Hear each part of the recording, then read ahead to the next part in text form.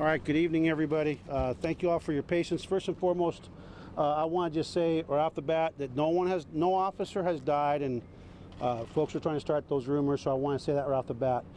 Before I make some specific comments on what occurred tonight, Mayor Turner and the council members here, Mayor Turner will open up the briefing. Mayor? Let me just start off by saying that this has been a tough day for our city.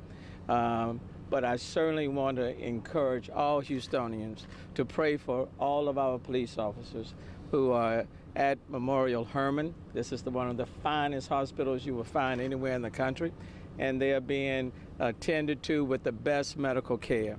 So pray for all of our police officers. I will tell you, one of them is either will be discharged if it has not already been. That's good news.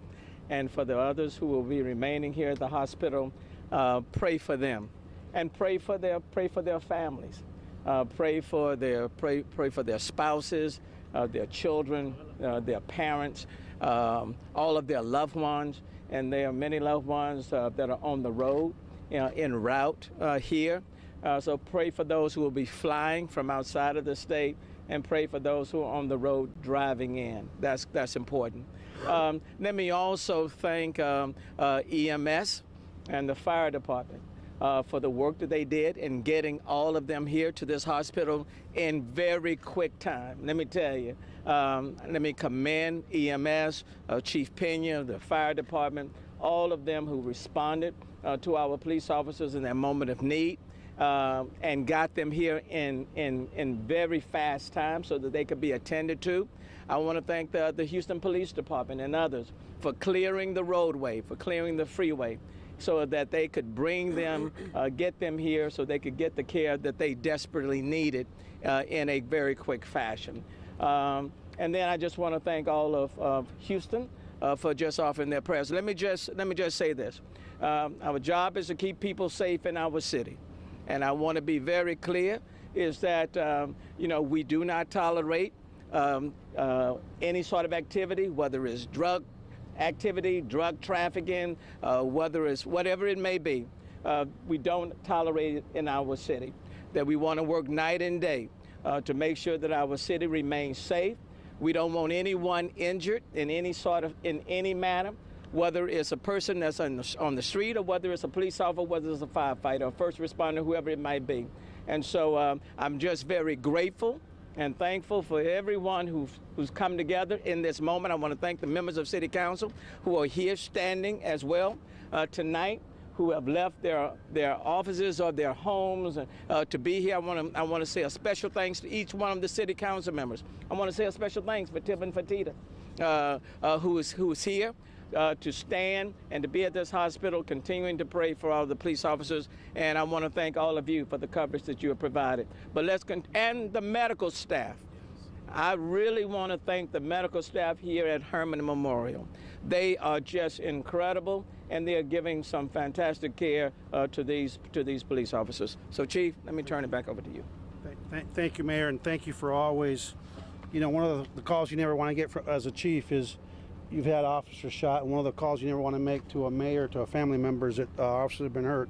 So I'm going to go over the incident real quick, and we've had a second officer involved shooting in Northside, and I don't know if you guys want to hear about that or not, but I'm going to focus initially on this first shooting.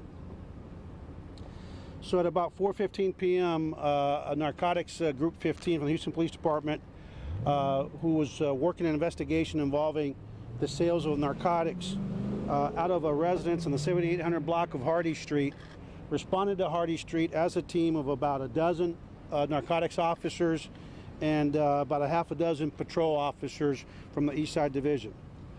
The patrol officers were there to provide support and obviously to provide the uniform presence for this operation. Shortly before 5 o'clock, the narcotics officers attempted to serve a search warrant on the location at 7800 Hardy Street. They announced themselves as Houston police officers while simultaneously breaching the front door of the residence, and while the police car, the marked police unit with uniformed members as well as the police officers or the police garb, also hit the siren to make sure everybody can and hit the lights so they knew that police officers were there. Immediately upon breaching the door, the officers came under fire from one or two suspects inside the house. We're not sure how many of the suspects fired at this time. As you can imagine, it was a pretty chaotic scene over there, and the investigation's unfolding. As a result of the exchange of gunfire between our officers and one or two suspects, we have 5 officers injured. 4 were struck by gunfire. 2 officers are currently in surgery. They're in surgery for gunfire sustained, and they are in critical but stable condition. And we're hopeful that with the prayers of this community that they will recover. But again, they are in critical condition but stable. Their families are here. Some of the families are in transit, but 2 officers are currently in surgery. 2 other officers were shot, and they will remain hospitalized for observation for at least a 24-hour period. They were struck by gunfire, but they are basically ambulatory, and they're expected to make a full recovery.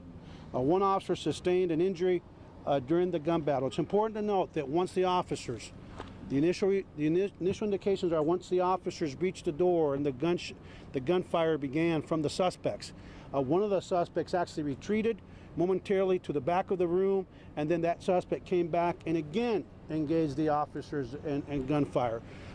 I have not been able to determine how many of our officers are shot, have returned fire. That's part of the ongoing investigation. As you can imagine, we needed to work the scene from a tactical perspective. SWAT responded along with other allied agencies. We established a pretty hard perimeter, and once you had 5 officers injured, 4 shot, and 5 believed to be shot at the time, we had to slow down and actually turn it into a very methodical, tactical operation. The SWAT operators, upon taking control of the scene, utilized 2 different robots to go into the residence and to actually help search the residence. 2 suspects were struck by return gunfire by members of the Houston Police Department. Those suspects, once we were able to render the scene safe by SWAT, were pronounced deceased at the scene from the return gunfire from the officers. I want to personally thank the Houston Fire Department. They're phenomenal partners. The care and the concern and the love that they showed and displayed for our officers and their families was second to none. Steve Pena runs a world-class organization, and I also personally want to thank, on behalf of all the men and women of the Houston Police Department, the staff that you see behind it. We are so blessed to live in a city with medical facilities that people from around the world that of well means come here because they know that these hospitals, this institution of hospitals, are really second to none. I really believe as a result of their excellence, our officers can be in better hands. I also want to thank LifeFlight, and I'll call Chief Pena here in a minute to update you on who was how many were transported by LifeFlight and by ground. And I also want to thank our members of the Houston Police Department. It's important to note that this investigation began, and I was talking to the council members and Stardig and Gallegos and Dwight Boykins and the mayor, that they received emails, we receive emails, we receive complaints. Our eyes and ears are truly the community that we serve. We could not do what we do without the community we serve. This all began because a neighbor had the courage to say, we're not going to put up. We think that they're dealing dope out of this house. And we don't just ignore that. We immediately passed that on to our narcotics division that began this investigation, was able to actually determine that narcotics dealing, street-level narcotics dealing, black tar heroin was being dealt out of this, and we know the poison that's killing so many kids, not only here in Houston, but around the country. They immediately started an investigation, and that's what they were there tonight. They were there to execute a search warrant, and unfortunately, as we know, ironically, the mayor and I had our press conference today, and Tillman Fertitta, the chairman of the Police Foundation, Houston Police Foundation, we were celebrating 2 things today. One, at the Houston Police Academy, we're celebrating the groundbreaking. He's right behind me there, he's being shy. The groundbreaking of a tactical village that, again, is the result of a $10 million investment by the people of this community in their police department that tells you the kind of support we have. And 2, we were there to celebrate the fact that despite the fact that this police department in 2019 has 300 fewer officers than we had 20 years ago, about 500,000 more people, our men and women, we said it then and we'll say it again, they don't make excuses, they make a difference. And what you saw today with these officers showing that they have the courage, the guts, and the perseverance to do what they need to do to keep this community safe. And so with that, I'll come back and answer questions of the mayor, more questions on the actual incident, and do some Spanish. But I'd like Chief Pena, who's not only a colleague, he's a dear friend, to come up and talk a little bit about the outstanding work of his men and women. Good evening. This is a tough day for the Houston Fire Department and the city of Houston. I think we need to ensure that we keep these officers that were injured here tonight in our prayers, and their families. There's some real evil in this world, and I think today was evident, this incident was evident as far as the dangers that our first responders face each and every day out here in the streets. Couldn't be prouder of the work that the Houston Fire Department did. We were on scene in support of the Houston police officers' operation. It was the incredible work and quick work of our medic units that gave these officers, these injured officers, the best chance of survival in bringing them here to this world-class facility. I do want to make special mention Medic 18, Medic 19, and Ambulance 19 and their crews here tonight on C shift, who did an outstanding job of ensuring that the injured officers were provided with the critical care that they needed, as well as the other units on scene that were there to evacuate the patients onto life flight. So we had 3 injured officers that were transported by ambulance here to Herman Memorial, and 2 that were life flighted from the scene. All of them receiving advanced life support and advanced life care throughout transport. We got them to the hospital in critical but stable condition. And again, we're praying for these officers to pull through. And can't say enough about the work that the Houston police officers and the Houston Police Department do each and every day, as well as the Houston Fire Department, and the incredible support that we provide for each other. So with that, we'll be available for any questions. Chief, before you go on, well, hold on. Let me just acknowledge the fact that Governor Abbott did call, had a chance to talk to him, and expressed his concern for all of these officers and their families, and wanted me to let you know that he's certainly sending forth his prayers on behalf of these officers as well as their families. So I did want to make that note. Chief, the 2 officers in critical, where are they wounded? Say again? The 2 officers. They both were struck in the neck area by gunfire. Did they make it inside the house? Or You know what? That's part of the investigation. We know that they breached and they came under fire right away. Let me just say that to the media real quick. I just got reports a minute ago that somebody's already found the house of one of these officers and showed up. That is irresponsible. These are narcotics officers that work undercover. They do not need the media out in front of their house. So it's not helpful, and I don't think it's appropriate. So if you're that station, whoever you were, please don't just get out of that area. These guys all work undercover. Let me just give you a quick overview of who got shot in terms of ages. And one of the individuals struck was age 50. He's a sergeant. He was transported by ambulance. Another one of our male sergeants by the name of, I'm not going to give it up because I don't think we've made all the notifications. Age 50. Was life flighted. Another senior police officer, age 54, and I can tell you this is the case agent. And let me tell you why I think these cops are heroes. This officer's been shot several times in line of duty. And while most people would call it a day after being shot and surviving, this man is 54 years old. He's the case agent on this case, and he was there in the front line. So if that doesn't tell you about the heart of the men and women we have the privilege to lead, I don't know what will. He's 54, and he's been on since 1984. The first one since 1993, the second one since 1991. The other officer that was life flighted, the 54-year-old and the 40-year-old, those 2 are in surgery. He was actually life flighted as well.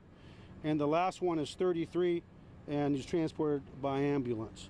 The officers that returned fire at the scene are being debriefed by the Special Investigations Unit, by Internal Affairs. The Harris County District Attorney's Office is on scene at the officer-involved shooting, and they will be working with us, the Civil Rights Division, to ensure that all policies, procedures, and law were followed.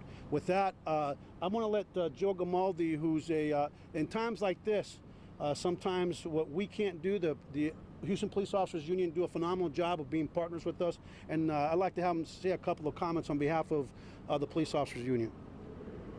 Yeah, first of all, let me just thank the community. The outpouring of support has once been amazing, and it shows why Houston's the greatest city in the world. I want to thank Lieutenant Governor Dan Patrick, who already contacted us to make sure these officers are doing all right. And I want to thank all of our partners at HFD, all the officers out on that scene, who all played a crucial role in getting them down here. And certainly thank you to the medical staff, the world-class medical staff here that are taking care of our officers. But now I want to speak on behalf of the 5,200 brave men and women of the Houston Police Department and the other 800,000 police officers that are working these streets every single day, putting their lives on the line. We are sick and tired of having targets on our back. We are sick and tired of having dirtbags trying to take our lives when all we're trying to do is protect this community and protect our families. Enough is enough. And if you're the ones that are out there spreading the rhetoric that police officers are the enemy, well, just know we've all got your number now. We're going to be keeping track of all of y'all, and we're going to make sure that we hold you accountable every time you stir the pot on our police officers. We've had enough, folks. We're out there doing our jobs every day, putting our lives on the line for our families. Enough is enough. Now, please, keep these officers in your prayers. Thanks, Joe. Mayor, you have anything? We'll open it up to questions, or I can do Spanish real quick. Two suspects Questions. total, or three suspects? There are 2 suspects that were shot and returned gunfire, and were they pronounced at the scene. What kind of weapons? 2 suspects. Semi-automatic is all I have. I don't have anything other than semi-automatic. Tell us about those suspects. Their background. I can't tell you anything other than I know that because we had a search warrant that narcotics activity was going on in that residence, specifically the sale of black tar heroin. Is there gang activity related as well? We don't. That's part of the investigation. You said one officer was not shot. Semi-automatic pistols. One officer, was not shot. out of the 5 officers, 4 were shot, 2 critically that are in surgery, both shot in the neck. But they're stable, thank God. The mayor and I talked to the surgeon on the way out, and one was an injury that's not from gunfire. What kind of injury? It's a knee injury. When you're getting shot, people are moving in all kinds of directions. And when there's a lot of shots being fired at you, and you get 4 officers shot, 5 officers shot. That's a lot of gunfire that came our way. Chief, do you know if any of the officers were injured by friendly fire? No, I mean, let me just say this right off the bat. We don't suspect anybody being struck by friendly fire. I don't expect, because our people are really well trained, even though in these very dynamic situations that certainly can happen. But if an officer was shot by friendly fire, the only people responsible under the law and morally are the people inside that residence that decided to take shots at police officers executing a lawful search warrant. What else? ¿Cuál es la situación en ese momento en esa comunidad que es altamente hispana? ¿Qué mensaje tienen para la gente ahí y sobre el estado de salud de los hombres? Bueno, la comunidad hispana, queremos que sepan que tenemos un gran orgullo que la comunidad vio que había, pensaban que estaban vendiendo drogas en esta casa en la calle que le dije hace un ratico. La comunidad tuvo el coraje para decirnos, por favor, no queremos esta actividad en nuestra comunidad. Nuestros oficiales, que son héroes, inmediatamente la división de narcotraficante de narcotics empezaron una investigación, determinaron que estaban vendiendo heroína, lo dije bien, en esa locación. Tenían orden de la corte para entrar y buscar las drogas, y casi a las 5 de la tarde de esta tarde, como una docena de oficiales de investigaciones narcotraficantes de narcóticos fueron a entrar a la casa. Cuando abrieron la puerta, inmediatamente 1 o 2 sospechosos comenzaron a disparar a los oficiales. Los oficiales también dispararon para atrás. Uno de los sospechosos se huyó para atrás a otra habitación, después salió de nuevo disparando más a los oficiales. Tenemos 5 oficiales que fueron desgraciadamente heridos por las armas de fuego de los sospechosos. 2 de los oficiales fueron heridos en el cuello y están en la cirugía ahora mismo que estoy hablando. Gracias a Dios, aunque están en condiciones críticas, pero también no pensamos que van a morir. Les suplicamos a la comunidad, le damos las gracias por sus oraciones. Por favor, sigan orando por nuestros oficiales, y quiero darle las gracias al alcalde, a sus colegas, a todos mis colegas, especialmente al jefe Sam Peña, los bomberos, también el Life Flag que llegaron. 3 de los oficiales fueron traídos al hospital por helicóptero. del Life Flight, aquí del Herman Memorial. Y gracias a Dios vivimos en una ciudad que tenemos un departamento policíaco, no tenemos muchos policías, somos pocos, pero tenemos gran corazón y no tenemos miedo a combatir el crimen. Y quiero que sepa que uno de los oficiales que está en la seguridad ahora, esta es la cuarta vez que ha estado herido por armas de fuego en su carrera. Es un hombre de 54 años y muchos después de una vez no quieren trabajar, pues él sigue viniendo al trabajo y haciendo el esfuerzo. Los oficiales que fueron heridos, uno es de 54 años, como le dije, que era el agente. Otro fue de 50 años, otro de 50 años, uno de 40 años y uno de 33 años. Los sospechosos son, pienso que son hispanos. No tengo su identificación por ahora, pero hay dos sospechosos que fallecieron en la escena. La situación, ¿cuál es la situación en el 7800 de Harding? ¿Está No, controlado 7000 el ¿qué? peligro? 7800 de Harding, ¿está controlado? No, es en sí, 7800, sí. Está todo controlado. The scene at 7800 Harding is stable, it's under control. All we have now is an investigation going with our partners. Okay? Tell us about the suspects. I don't have anything on the suspects no, I don't have anything. It's part of the investigation. Sí, de los oficiales que usted dijo que de los cuatro, usted dijo que uno estaba en cirugía que tenía 40 años. Hay dos que están en ¿Cuál es el seguridad. segundo? Hay dos que están en seguridad que fueron heridos en el cuello. Uno de 54 años que le dije que esa es la cuarta vez que ha tenido heridas de armas de fuego. Otro de 40 años que está en la seguridad. Y después hay 4 que fueron heridos por arma de fuego y uno que fue herido que no fue por arma de fuego. Anything else? Chief, can you tell us more about this robot that was used? Did it have lethal capabilities? No, there's no lethal. Our robots don't have lethal capabilities. Okay. And we use 2 different robots, and they're used to go in and help clear the house before officers make entry. Anything else? Chief, obviously Narcotics Group 15, they serve warrants. What else do they do? Huh? I can't hear you. The Narcotics Group 15, is that what you call them? Obviously they serve warrants. What else? Team 15? Team 15. Yeah, their primary mission in the narcotics division is to try to take drug dealers off of our streets and put them behind bars. Drug dealers that, quite frankly, when you look across this country now at the opiate epidemic, are stealing the lives, the futures, and the hearts of so many families. And while they say that the war on drug is a losing battle, I would say tell that to the parents that lose their children to some opiate. A personal friend of mine who I got the call when I was police chief in Austin, that his son, who he struggled to get out of the Red Raiders, whatever university that is, up north, Texas Tech. So proud of his son, and within 6 months, I get the call that he's dead because of an opiate overdose. So I think what narcotics does, without a doubt, is save lives. And most importantly, we talked about it today, the mayor and I, that out of all the murders in Houston, we know that the vast majority involve gangs, drugs, and domestic violence. So while people think that the drugs is it's a harmless crime, well, the industry is not harmless, and a lot of the shootings we see in our city are drug rips or people fighting over gang territory. And so those are the 3 drivers, and so that's why we keep fighting. Okay, thanks everybody. We'll have an update tomorrow, probably about 10 a.m. Thank you everybody for your patience. Kept here overnight. Where are they shot? Say again? The 2 being hospitalized overnight, where are they shot? You know what, I don't remember, but they're ambulatory. I think one was in the shoulder. So thanks everybody, appreciate you all. Chief.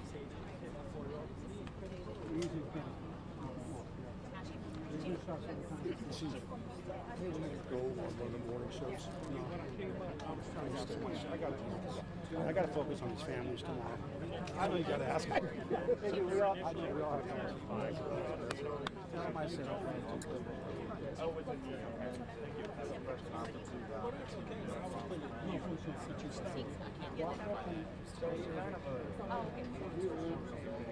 Hey, one thing you mentioned here was sort of like, I'm seeing calls with those running I don't think officially, no, I've been at a couple of your presses. Right to grade, everything you can imagine involving I was wondering, so are y'all, do you have any sort of like anti-trust or anything that's planned? Yeah. Okay, yeah, no, fair enough. Wait a minute. That's your mic stand. Yeah.